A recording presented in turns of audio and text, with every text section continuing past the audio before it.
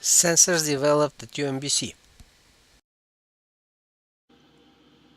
Wearable nephrometer. The way a nephrometer works is simple. Three things are needed: a light source, which in this case is a red laser, a photodetector, which is a silicon photomultiplier also known as a PMT, and an air pump. So how do these things come together? First the laser is turned on, followed by the PMT.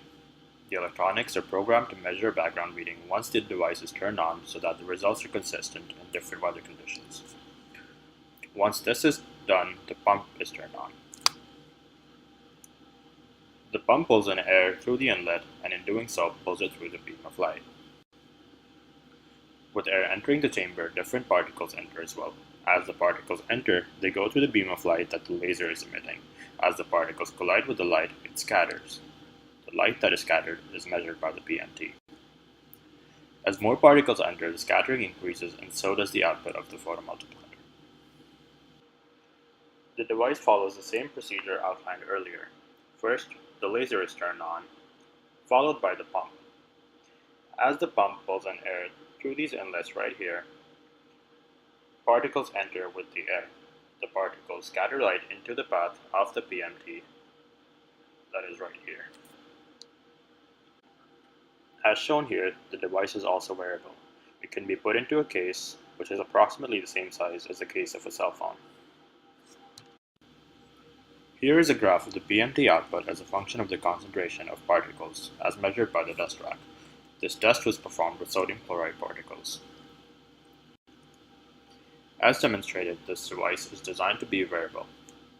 As different particles scatter light differently, three wavelengths will be used. Dichroic mirrors will be used to ensure that the light from each of the lasers focuses onto the same spot so that the PMT sees the same scatter angle with each source. The lasers will be turned on and off one by one electronically. A filter can also be added to trap particles so that they can be analyzed in a lab. Wearable physiological PCO2 sensor. Transcutaneous CO2 is proportional to the arterial carbon dioxide concentration. Here it is measured in a two-step process. First, the sampler is purged with nitrogen to establish zero initial conditions. Then, the gas is recirculated to monitor the increase of the carbon dioxide inside the sampler.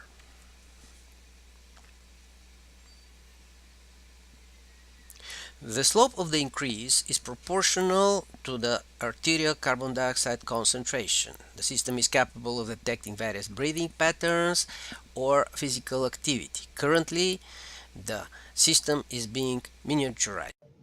This is the inside of the instrument. It has integrated CO2 sensor, set of valves, and an air pump. This is the sensing head of the sensor. Using adhesive, it is being attached to the patient. The sensor head is then placed over the carotid artery.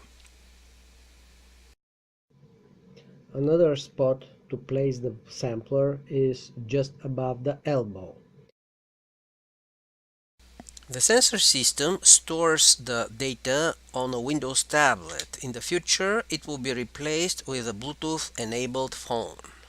The nitrogen source comes, in this case, from a gas column, which removes the oxygen and the carbon dioxide from the air and leaves almost pure nitrogen. The sensor can be carried into a bag or a backpack.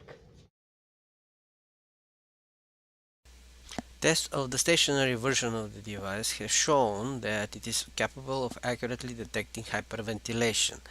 The tests with the mobile version of the device are ongoing. Wearable breathing sensor.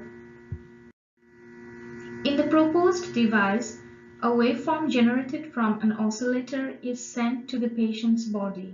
When a person breathes in and out, the inward and outward movement of the chest is sensed by the RF transceivers attached to the patient's body, and the transmitted wave through the body is captured at the receiving end.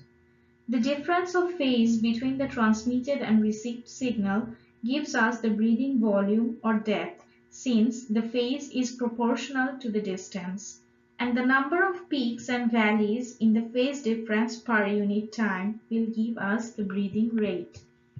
So in this part we are trying to demonstrate how to track breathing rate and volume.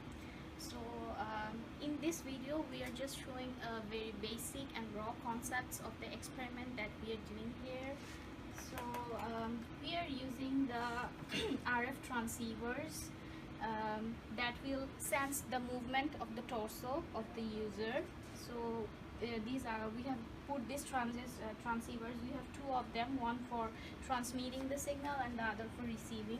We have put this on the body of the subject with the help of a belt which has a velcro in it. So this transceiver will sense the movement of the torso. So the inward and outward movement of the torso when the user breathes will be captured by these transceivers. So please breathe in and out. As we can see from this scope, so as you can see, the phase and amplitude of our received and transmitted signal continuously changes as the user breathes in and out.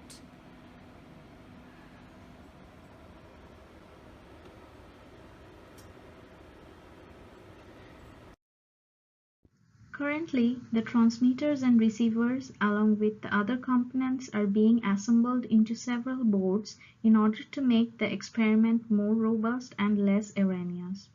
The next step is to collect test data from more subjects in order to find an efficient way of determining the phase difference as well as the breathing volume. Activity recognizer. We are working on a prototype design that consists of a PPG sensor, also known as a photoplethysmograph sensor, an accelerometer, a gyroscope, a microphone, MSP430 as a processing unit, a Bluetooth chip, and other supporting circuitry. This is the PPG signal. It works on the principle of reflection. It has three LEDs, red, green, and IR. The light reflected back from the skin is captured by the photodiode, and based on its analysis, the heart rate and respiration rate can be measured. The design also consists of an accelerometer that can be used to capture the effects of motion on the PPG signal. The microphone data along with the accelerometer data will be used to determine if the inhaler has been used or not.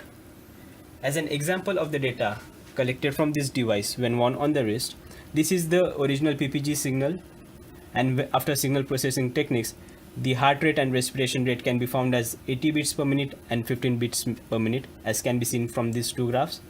In future, we intend to make this board small enough so that it can be comfortably worn on the wrist. App for data transfer. We are developing an application that will collect data from the sensors and record the data and upload it to the backend server. So now let's have a look at the app. So this is the app that is responsible for communicating with the sensor, and the sensor that will be communicating to is this. So now let's try to connect to the sensor. As you can see, it's trying to establish a connection to the sensor, and the sensor is now connected. As soon as the sensor is connected, it will start recording the data in the background service. Now let's try to upload the data. As you can see, the app is progressing and uploading data to the backend server. Soon this process will be automated, and this uploading process will be in the background.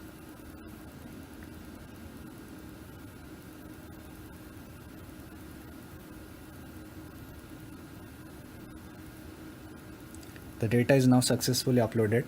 Now let's try to look at the backend server. So here is the user that we used to log in, and here we can see that the data is uploaded.